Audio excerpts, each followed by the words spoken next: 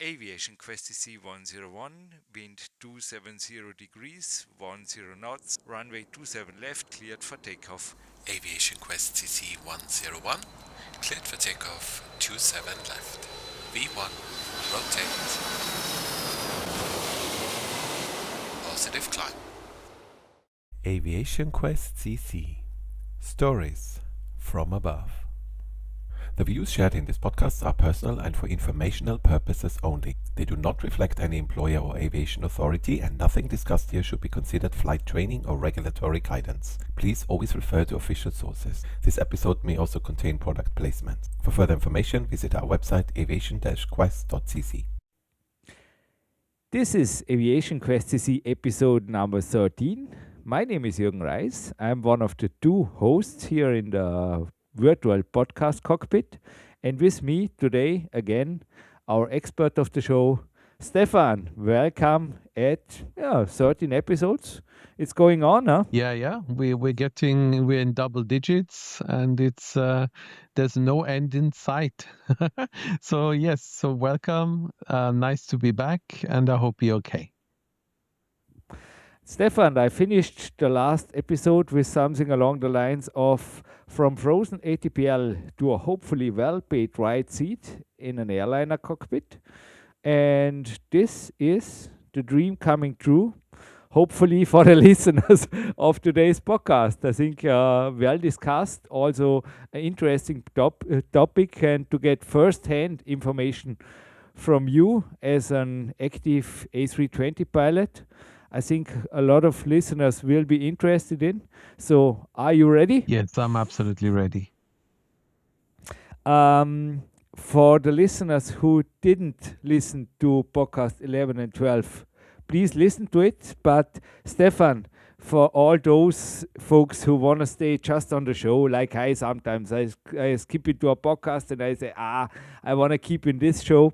Can you give us a little bit a rundown of what qualifications and licenses, the whole flight school phase? How did you finish flight school, with which licenses? So in which position did you get before you put your first applications out there to an airline? Yes. So as you mentioned, we've had 2 podcasts already regarding this topic. In the first one, we discussed the ground school, which will give you all the theoretical knowledge you need to do your CPL. And in the second podcast, we discussed about the flight training itself, where you then actually get your proper license. So there are different licenses you can finish with. I personally finished with what is called a frozen ATPL. So I think I had around 250 hours in total, a frozen ATPL, and about 100 hours on simulators, mostly 737. But this was because I joined a company. We can talk about this later. We joined a company that runs simulators just to get more experience on jets. So that was my starting point. And I think for most people, they will finish with either a frozen ATPL or a CPL with something in the region of 150 to 200, maybe 250 hours. That's what usually happens, and that's your starting point. Where you try to get into the cockpit of an airliner, or whatever it is you want to do. Well, speaking of simulators, you are building the bridge. Luckily, I don't forget, we get a YouTube channel, even though we are an audio podcast, but the name is Aviation-Quest podcast. And you have sent me just a few minutes ago an awesome screenshot. Let me guess, Stefan, Flight Simulator 2024, taking advantage of your brand new graphic card. And it looks just surreal. What is this flight about that is, so to say, in the background of today's audio on YouTube? Well, actually, today's flight is not from the screenshot I sent you. The screenshot is a future one, but the one we're doing today is also really cool. Something I always wanted to do in the real world, but I never managed to. So we are flying with a company called Atlantic Airways, and we'll be taking off from London Gatwick, and we are flying to the Faroe Islands.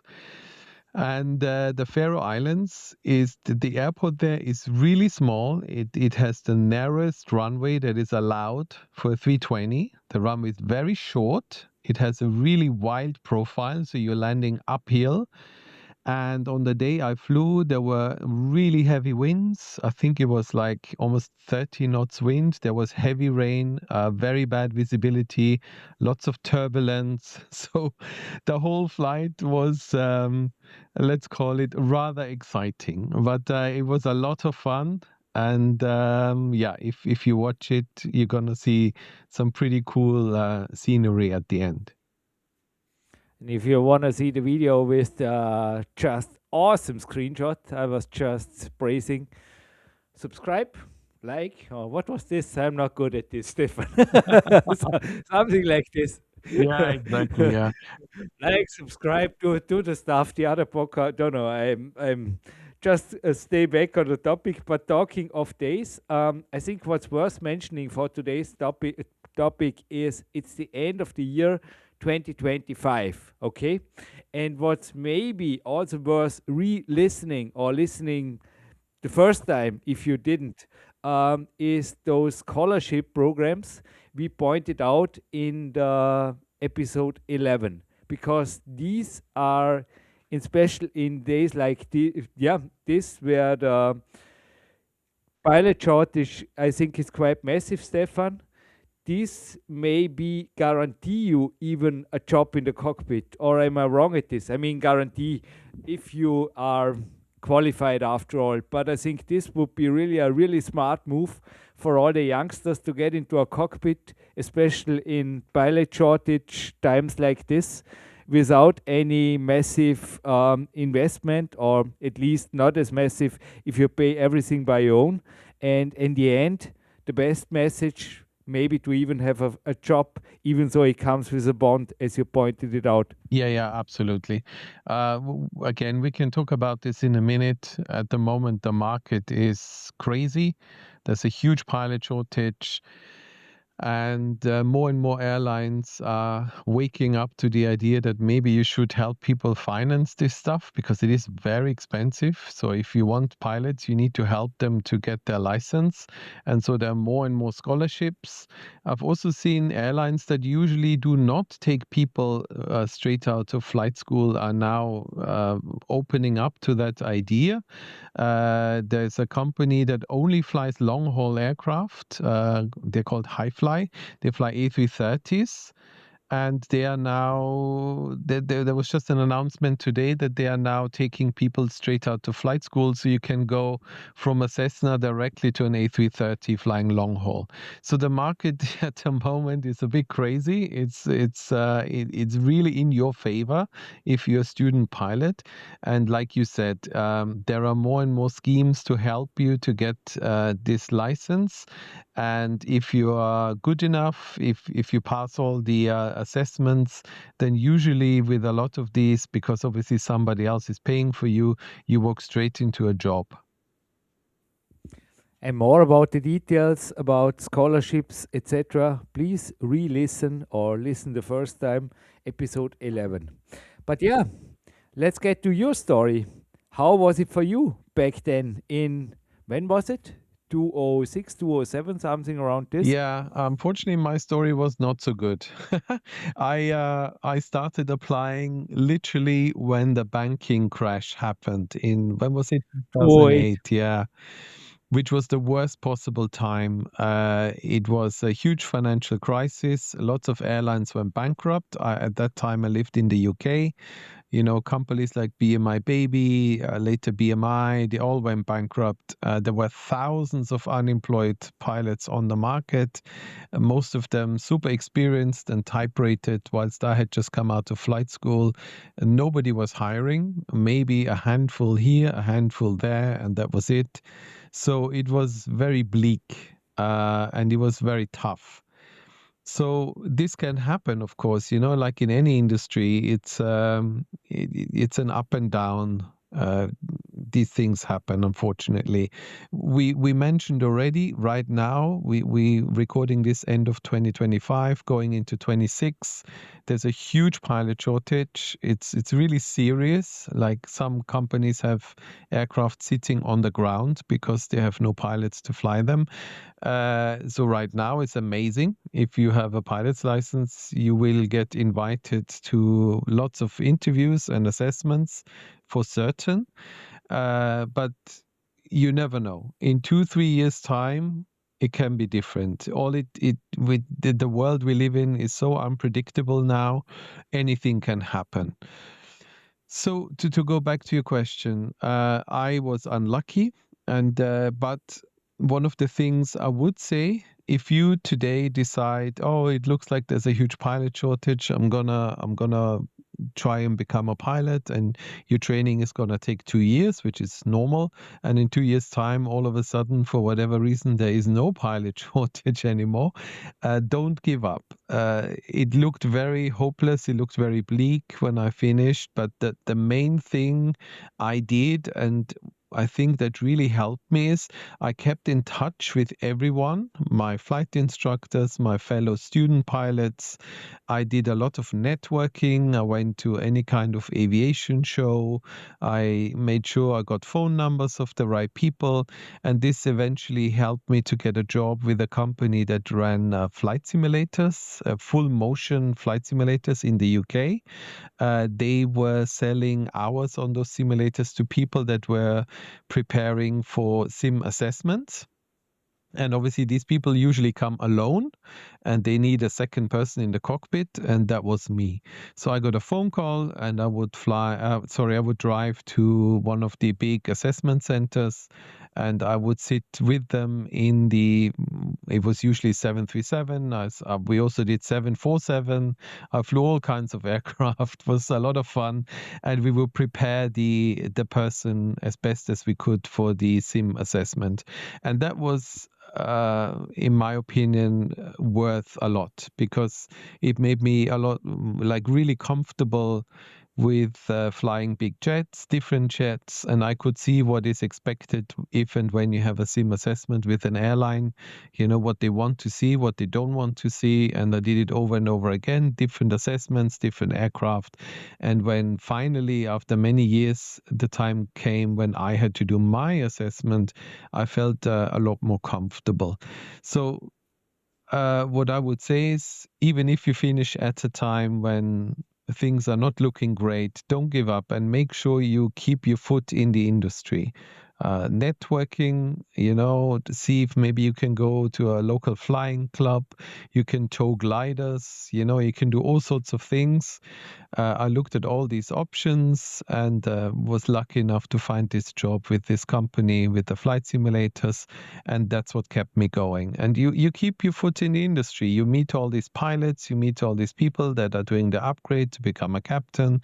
Some of them I'm still in touch with today. And that's really, really worth a lot, because if they like you and if you get along and you keep in touch and the airline starts looking, then they will send you a message. Hey, we start looking, and why don't you send me your CV? I'll pass it on.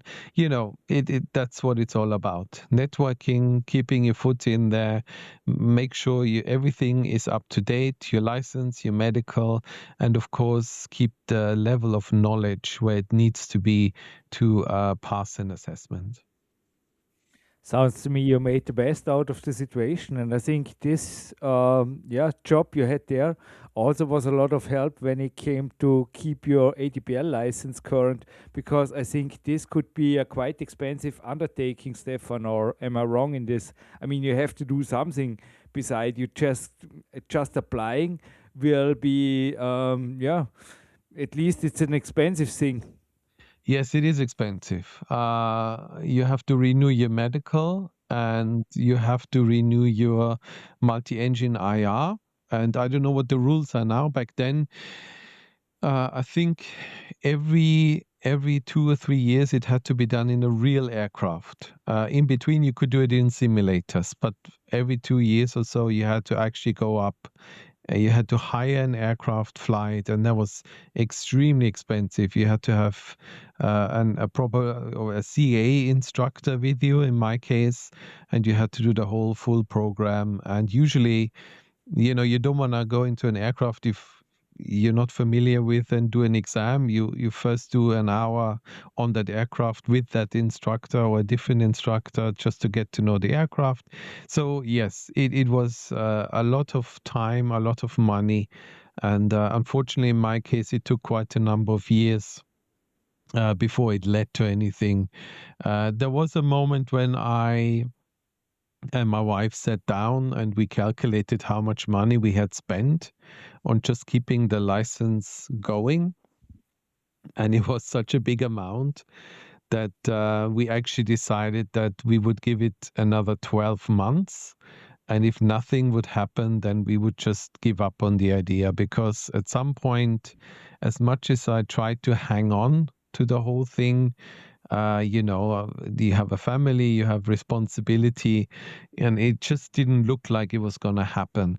And so we made this agreement, and the year lapsed, and I actually then didn't renew my license.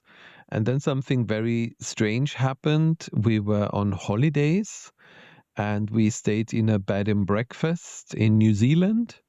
And the guy who owned the bed and breakfast was a retired captain from Qantas. And we started talking, and we spent, the usual, when two people meet that love aviation, we spent ages talking about flying, about everything. And the last day when we left, and when we paid, he took me to the side and he said to me, "You know what? I can see you still want this. I can feel this is what you want to do. This is where you belong. My advice to you is when you go back home, you renew your license and try again." And so I followed his advice, and 2 months later, I had a job. So it was So you won the gamble for the job, so to say, the job lottery. Yeah, it was crazy because without meeting him, I don't think it would have ever happened, because in my head I had ticked it off. I thought it's not going to happen. But I met this guy. He convinced me, no, just don't give up yet. Just give it a bit more time. My wife wasn't so happy about it, but in the end, I said, no, let's just try a little bit more. And I renewed everything. And lo and behold, 2-3 months later, after my renewal, I got an invitation by a very big German company, the ones with the blue tails. I flew to Hamburg. I did the assessment. I passed everything, and then started a type rating course on the A320. So for me, it was a combination of not giving up and a bit of luck and meeting the right people at the right time, I suppose. We had a private conversation in summer when we were preparing for this podcast, Stefan, and I remember saying you something along the lines of airlines are picky and the first job is the hardest to get. I think you were also talking there a little bit about the screening process or those first days. They want to know you, not only your skills but also your personality. I think there is, do I remember this right? Yeah, absolutely. I again, a bit of a weird story. I had never intended to apply to this company, this big German company, because I know that the failure rate is just crazy, But again, I spoke to someone who had recently passed the assessment, and they told me, look, if you prepare properly, if you do this and that, then it is doable. Somebody has to do it, otherwise they wouldn't have any pilots. So it is possible. It's just very, very hard. So again, this conversation led me to filling in a form and sending it off. I didn't think much of it. I didn't think they would ever invite me, but for whatever reason they did. And then probably one of the most stressful times of my entire life started, and that was preparing for the assessment. It was the first time an airline had ever invited me to an assessment, and it straight off the bat, it is supposed to be, National, yeah. international carrier. So how long and how do you? It's crazy. Yeah. How long did you prepare and what was this time for you? Because it really, I think it's a, so to say, a hardcore studying for how many weeks, months? Yeah, I was lucky in that at that time I didn't have to work in any shape or form. I was just at home and I could concentrate 100% on preparation. I literally spent every day several hours preparing constantly. That's all I did, and I think I did so for 3 months, 4 months. There was a bit of a gap between the invitation and the actual assessment, which is done by the German, they call it the DLR, like the German Space and Aeronautical, whatever. It's in Hamburg. And I got all this software that helps you to prepare, and I just thought, okay, I'll just give it my best shot, and if it's not good enough, it's not good enough. And I trained as best as I could. They flew me to Hamburg. It was a full day. It was a really, really tough day. It started, I think, at 8 a.m. and we finished at 7 p.m. And the whole day was literally full on mental exercises that some of them were just insane. Uh, if you don't mind, I'll give you an example. They gave us headphones, and on the headphones you hear a voice and it gives you numbers. So the voice would say 7, 9, 5, 3, 2, and at some point the voice would stop. Well, you don't know when, but it would stop. And then a screen would pop up, and you would have to type in the last 7 numbers you heard, but in reverse order. And you had to do this, I think, 25 times, and you were only allowed 5 mistakes. So that was one of the exams we had to do. And you do this the whole day. By the end of the day, your brain is completely, mushy and you're You tired. dream, you dream of reverse numbers. Yes. And then obviously the very last thing they do, because they know you're tired and your brain is struggling, is mental arithmetics, which was really nasty stuff, where they give you all these complicated calculations that you must do in your head whilst you hear beeping sounds, and I don't know, the whole thing was just insane. The failure, I think they told us at the beginning, the pass rate is between 5 and 7%.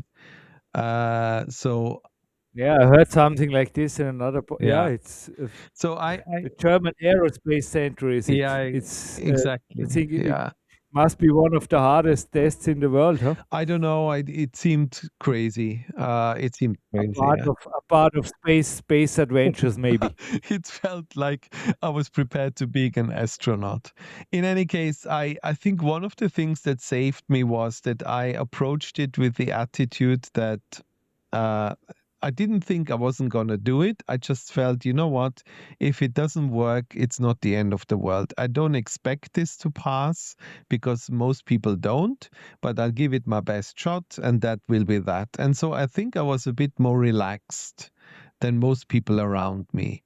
Um, and yeah, then I flew home and they told us in a few days you will hear back from us. And to my huge surprise, they told me I had passed and I was through to the next round. So that was crazy because I really did not expect that. And then the second round was a flight simulator assessment. I had to go to this airline's big training center, and they put me in an A320. And obviously, no autopilot, no flight directors, nothing, just raw data flying. And again, quite a high standard.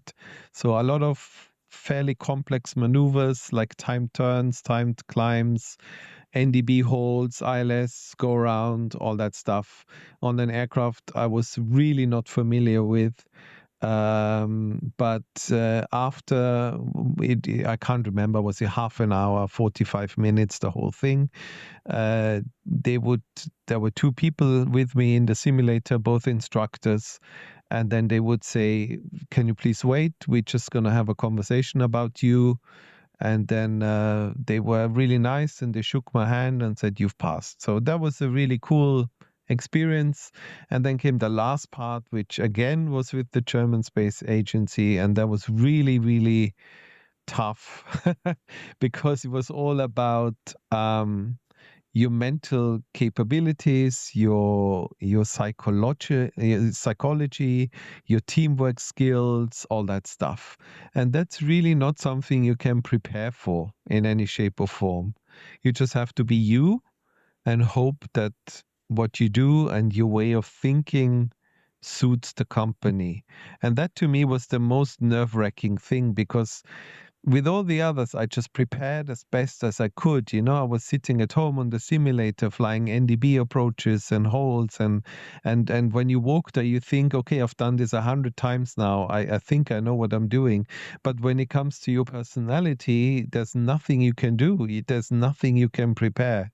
So you just show up, and that made me feel a bit nervous. The fact that there was nothing I could do. They would just look at me and decide whether this is what they want or not. Now, one thing that's very important, because of things that have happened in the past, the psychological assessment is extremely tough, and a lot of people fail.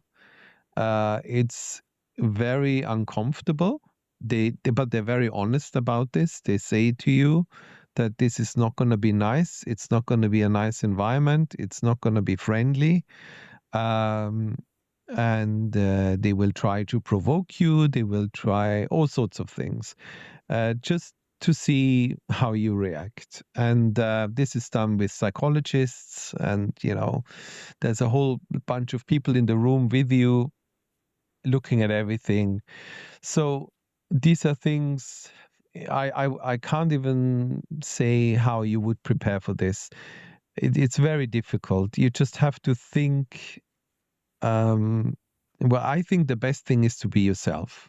Let's put it this way. Because if you pretend to be somebody else, they will find out. These people are very clever. They're trained for this, and they spend the whole day with you. And if you start, playing a role that is not you, they will figure it out, and that will be the end of the selection process for you. So just be yourself. Try to be calm and reasonable, and for me it worked out. They seemed to like me, and at the end they said again, you will hear back from us in a few days. And a few days later got the email to say I got the job. So that was my selection process. I know airlines are different. I also did another selection process with another company, which was also successful, which was completely different. So, it depends on where you go, what the job is like. So yeah, it's, but all I can say is prepare, prepare, prepare. Go online, go into the forums, find out what's gonna come your way. See if there's ways you can increase your chances to, give the best possible performance. Like you said, Jürgen, airlines are picky. They will only take the best, I don't know, 4 or 5%. And that's that. Pilot shortage or not, if I don't know, if we have 10 applicants and only one passes, then well, that's the way it is. They're not gonna, at least from my experience, they are not going to decrease or lower their expectations of the people they take. That's not what they do. They Hopefully, Yeah. this would be, Yeah. makes sense Yes, absolutely. Yeah. from a safety standpoint. I mean, it's logical for me as a passenger. For certainly, I want to have the best of the best up front in the cockpit. Yeah, exactly. Yeah. So, really, we talked a lot about, the ATPL exams and all that. For me personally, the selection process was the hardest part of the whole journey to get into the cockpit. Probably because of the airline I chose. Maybe there would have been easier ways, airlines that are not as tough. Like I said, I mentioned I've done another application with another company, and that was completely different, way more relaxed. I wouldn't say necessarily easier, but they were focused on other things that suited me better. So for me personally, it was a much nicer, easier experience than the company I actually work for. So you just find out what it is that company is looking for, what they want. Maybe if you can speak to people that actually work there, because they know the company culture, especially when it comes to the interview, where you sit there with the fleet captain and HR and all these people. They will want to see someone who's actually interested in the company, that has knowledge, that understands the company culture, all that stuff. And if you are well informed about the company, if you understand the history, what they're all about, that will go a long way, because they can see that you did your homework, and that in itself shows that you are actually invested and interested in this job. So those are really all the things I can say. There are courses online, there are courses you can do that will prepare you for interviews, whether you want to invest that money or not. It's up to you.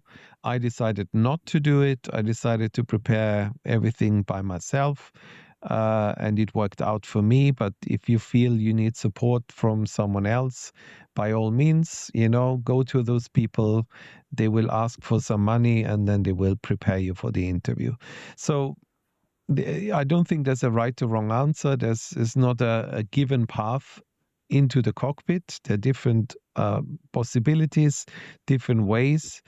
And all I can say is just get as much information as possible and prepare yourself as best as you can.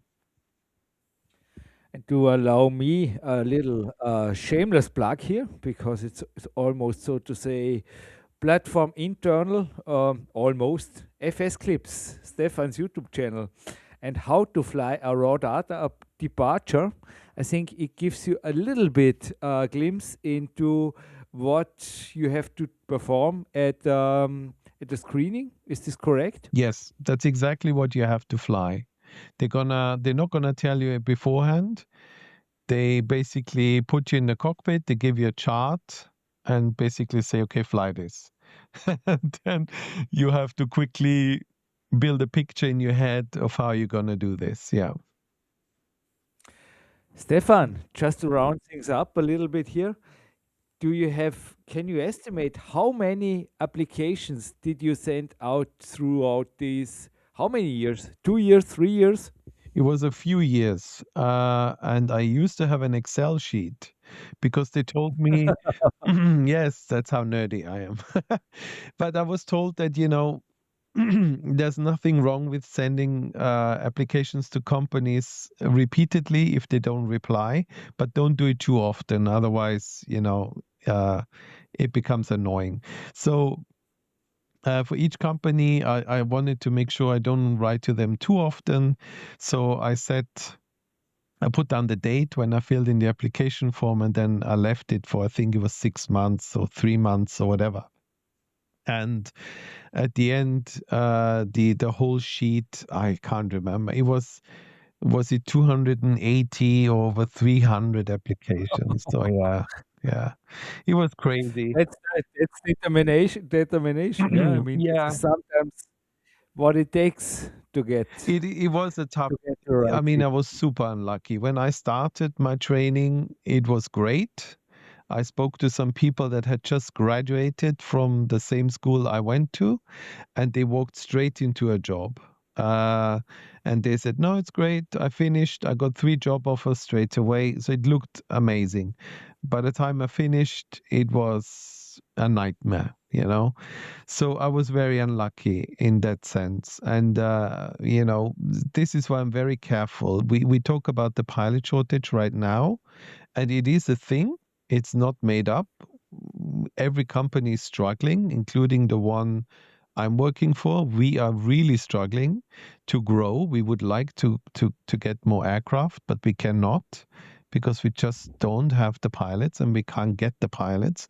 But there's no guarantee that in 4 or 5 years' time, it's going to be exactly the same. So it's a risk, you know. It's very hard to see what's coming in the next 2 3 years. But we all know this. This world has become very unpredictable.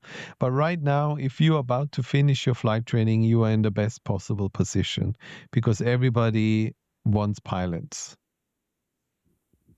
But my takeaway from this podcast is even if the times are not that glorious like nowadays, persistence matters, huh? Yeah, of course. It will, there will be a point when pilots are needed again. I think there's one thing that speaks. So if you are listening to this and you are not sure, there's one thing that maybe is different than before, and that is the fact that there is in a lot of parts of the world, they are establishing a completely new aviation industry, especially in the Middle East.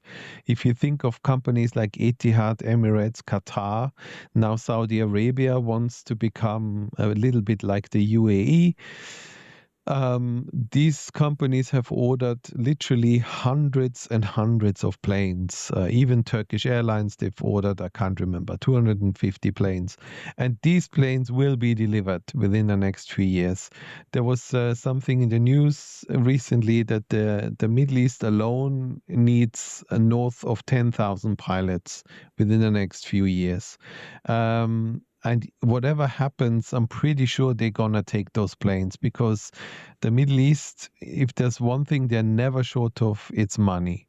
They don't care. They just pay you huge salaries. They just get the planes and that's that. So maybe that's a bit different because even if things would go south here in Europe, I would imagine a lot of pilots would go there. And I mean, pilots are going there now, which is also a problem for us. They're leaving us to go there to have better salaries, and it's a drain on pilots here. So maybe that's a bit different than in the past because this situation has never, to my knowledge, existed in the past. So for the moment, I think if you want to do it, do it. It looks good. It looks great for the next 3 years. And if things don't go your way, just don't give up. Do the best you can, prepare as best you can, keep your foot in the door. That's what I did. And in the end, it paid off. Certainly. I mean, if you are willing to be global mobile and maybe also adapt to environment and culture of the Middle East or I don't know somewhere else in the world, certainly it will open you other possibilities. But certainly it's not everybody's game, I guess. No, you have to be very flexible. Aviation is a worldwide industry. The people I fly with, they've been everywhere and anywhere. There were people, I fly with people that used to fly in China and Vietnam and I don't know, Colombia and the US and everywhere. A lot of people we have used to fly in the Middle East on the A380 or the Dreamliner.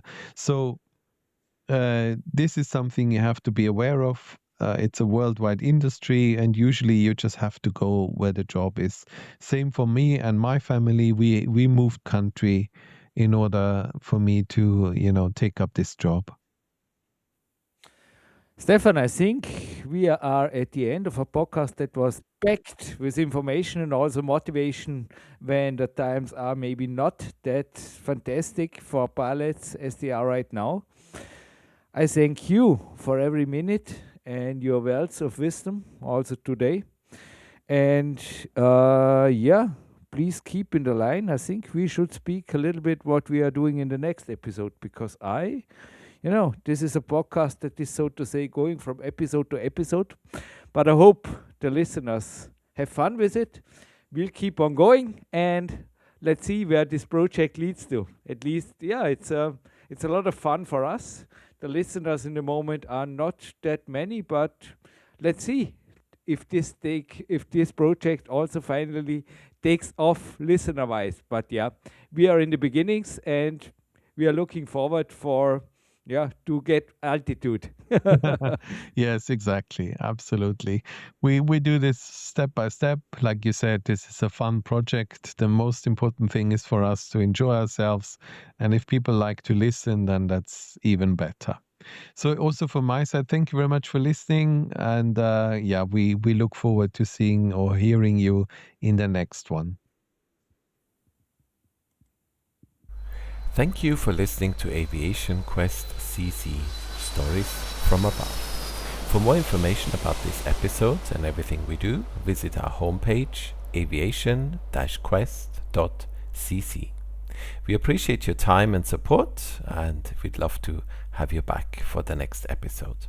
Until then, stay safe, stay curious, and keep your passion for aviation flying high.